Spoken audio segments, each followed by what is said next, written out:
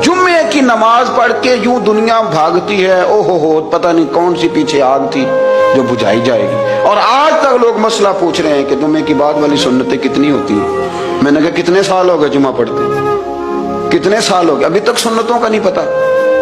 अभी तक ने इल्म के पहले कितनी रखते हैं और बाद में कितनी रखते हैं। फजर की सुन्नतें कब पढ़नी चाहिए, सुनो फजर की सुन्नतों के बारे में। मेरे रसूल करीम सैयद आलम सल्लल्लाहु ताला अलैहि वसल्लम से एक सहाबी ने पूछा था, हुजूर मेरी फजर की सुन्नतें रह गईं या रह जाती हैं तो हुक्म क्या है, क्या अंदाज है हुजूर का।